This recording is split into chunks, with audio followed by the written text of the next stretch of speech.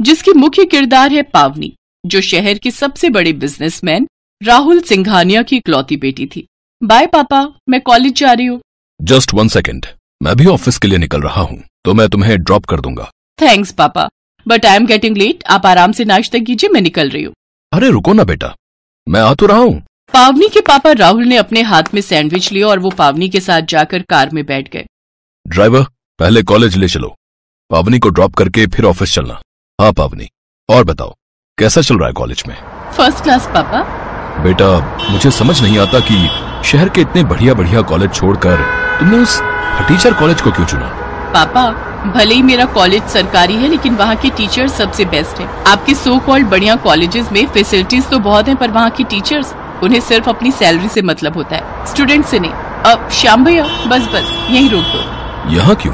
College तो अभी आगे है ना? नहीं पापा, मेरे फ्रेंड्स बाहर ही खड़े होंगे और मैं उनके सामने आपकी इस महंगी गाड़ी से नहीं उतरना चाहती। इतना कहकर पावनी गाड़ी से उतर गई और फिर सर, पावनी मैडम कितनी समझदार है ना? हाँ, आखिर बेटी किसकी है? वो नहीं चाहती कि किसी को मालूम चले कि वो कितने अमीर बाप की बेटी है। ठीक तो है, सब उसके बारे में जान जाएंगे तो ये गरीब फटीचर लोग भीख मांग मांग कर उसे परेशान कर देंगे। ड्राइवर श्याम राहुल की बात सुनकर बस मुस्कुरा दिया। वो पावनी को उसके बचपन से जानता था। वो समझता था कि पावनी असल में अपने दोस्तों के सामने अपने पापा के पैसों का दिखावा नहीं करना चाहती। असल में लोगों को लेकर पावनी और उसके पिता की सोच में काफी अंतर था। उधर कॉलेज में। हाँ जी मैडम, कहाँ रह गई थी? सॉरी, वो तुम्हें तो पता है ना, इस शहर में बसों में कितनी भीड़ रहती है।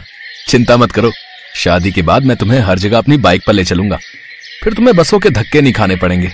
अच्छा जी, और ये बाइक कहाँ से आएगी?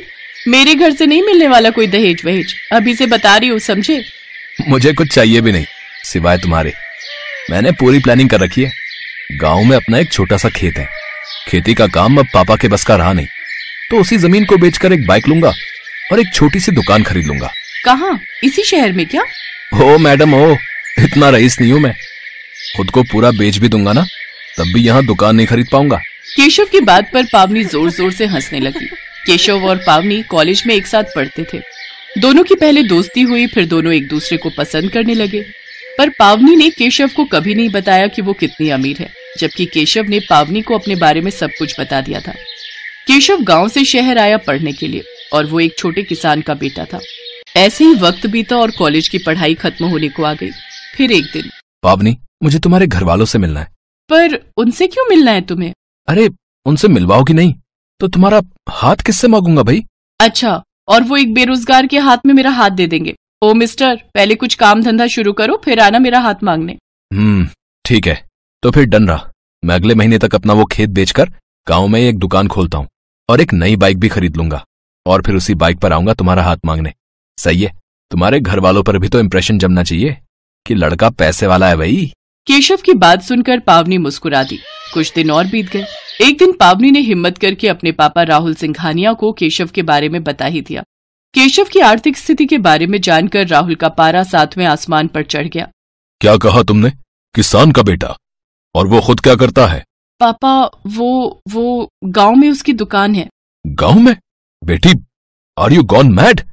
कैसे रहोगी तुम उस फटीचर के साथ? राहुल सिंघानिया की बेटी एक गांव में गोबर और कीचड़ के बीच रहेगी क्या?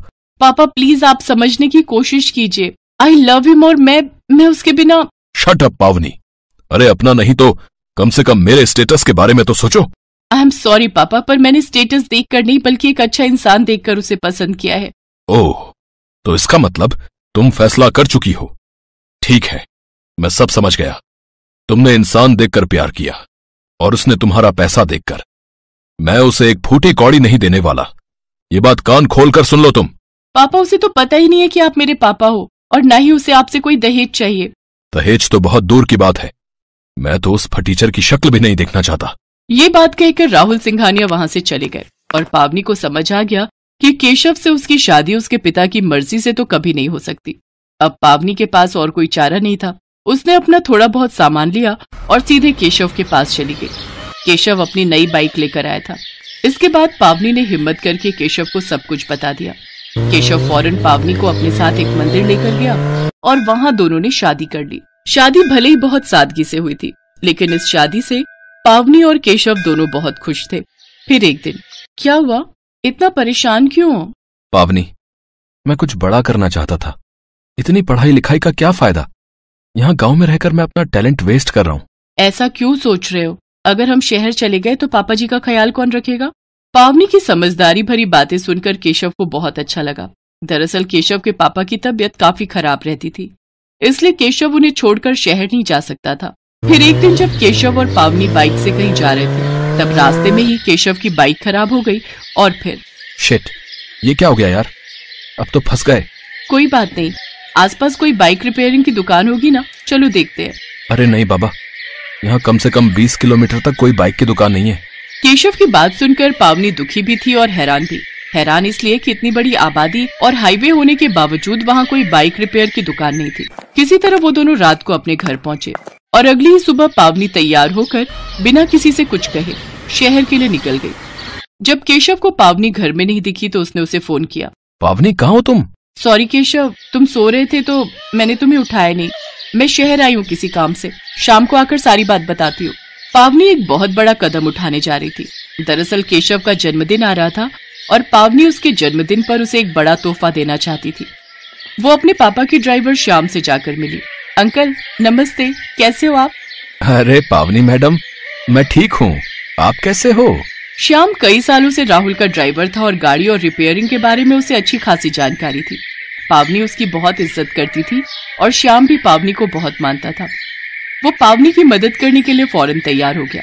श्याम से मिलने के बाद पावनी सीधे बैंक गई और वहां एक फाइल दिखाकर उसने लोन पास करा लिया। वो फाइल बिजनेस लोन के लिए थी और बैंक को पावनी का आइडिया पसंद आया था। शाम को जब पावनी घर लौटी तो वो एक छोटे से ट्रक में सवार थी। पावनी, अब ये सब क्या है? और ये ट्रक? हाँ, मैं इस ट्रक में हमारी खुशियाँ और तुम्हारा बर्थडे गिफ्ट लेकर आई हूँ। जैसे ही ट्रक वाले ने ट्रक का गेट खोला तो दिखाई दिया कि पूरा ट्रक छोटी बड़ी कई सारी पेटियों से भरा पड़ा था, जिनमें बाइक रिपेयरिंग के लिए जरूरी हर सामान मौजूद था। केशव को कुछ समझ नहीं आ रहा था।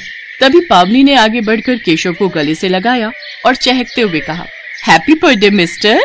पावनी ने न सिर्फ पूरे गांव की एक बड़ी परेशानी का हल ढूंढ निकाला था, बल्कि केशव को उसके गांव में रहकर ही अच्छी कमाई करने का एक बढ़िया मौका भी दे दिया था। ठीक एक हफ्ते बाद केशव के ऑटो सर्विस सेंटर का उद्घाटन बड़ी धूमधाम से हुआ। सब लोग पावनी और केशव के लिए तालियां बजा रहे थे और केशव आंखों में आंसू लिए बस पावनी को देखे जा रहा था। उसे एहसास हो गया था कि पावनी के रूप में उसने बिल्कुल सही जीवन साथी को चुना है, जो उसके स्वाभिमान की भी कीमत समझती है और हर मुश्किल में उसके साथ खड़े रहने की हिम्मत भी रखती है।